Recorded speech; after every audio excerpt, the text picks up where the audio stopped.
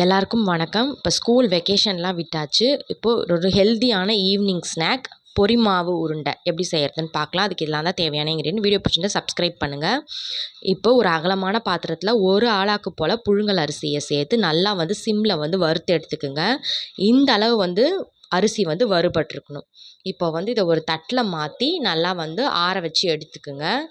இப்போ இந்த அளவு ஆறுனதும் இதை ஒரு மிக்ஸி ஜாரில் மாற்றி இந்த அளவுக்கு ஃபைன் பவுடராக அரைச்சி எடுத்துக்குங்க. இதுக்கு ஒரு ஆழாக்கு போல் நான் பாகு வெல்லம் எடுத்திருக்கேன். அதை இது கூட சேர்த்துக்குங்க. ஒரு அகலமான பாத்திரத்தில் உடச்சி சேர்த்து இதுக்கு ஒரு 4 ஆழாக்கு போல் தண்ணி எடுத்துக்குங்க. இப்போ இதில் ஒரு கல் உப்பு சேர்த்துருங்க. சேர்த்து நல்லா இதை நல்லா கரையிற அளவுக்கு நல்லா இந்த அளவுக்கு கொதிக்க விடுங்க. இப்போ இதில் 3 ஏலக்காய் தட்டி சேர்த்துருக்கேன். அதையும் சேர்த்து கொதிச்சதுக்கு நல்லா இப்படி பபிள்ஸ் வந்த ஸ்டேஜில் நம்ம அரைச்சி வச்சுருக்கோம் இல்லையா, அந்த புழுங்கல் அரிசி அதை இப்படி கொஞ்சம் கொஞ்சமாக சேர்த்து நல்லா கட்டிகள் இல்லாமல் இந்த அளவுக்கு கலந்து எடுத்துக்குங்க.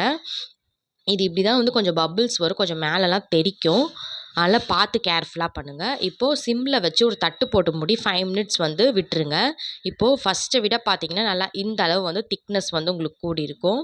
இப்போ மீடியம் ஃப்ளேம்லேயே ஒரு 10 மினிட்ஸ் கலந்து விட்டுக்கிட்டே இருங்க. அவ்வளோதான், சூப்பராக ரெடி ஆகிடுச்சு. இதுக்கு மேலே கலக்காதீங்க, இந்த பதம் போதுமானது. ஏன்னா ஆறிட்டா அது இன்னுமே கட்டி ஆகிடும். இப்போ நல்லா ஆறிடுச்சு. கொஞ்சம் கையில் நெய் தடவிட்டு இது மாதிரி உருண்டை பிடிச்சிக்குங்க. அரை மூடி போல் துருவி வச்ச தேங்காயில் நல்லா இந்த மாதிரி ஸ்ப்ரெட் பண்ணிவிட்டு சர்வ் பண்ணிங்கன்னா சூப்பரான பொரி மாவு உருண்டை ரெடி ஆகிடும். கண்டிப்பாக ட்ரை பண்ணிவிட்டு எப்படி இருக்குது சொல்லுங்கள். சப்ஸ்கிரைப் பண்ணி சப்போர்ட் பண்ணுங்கள்.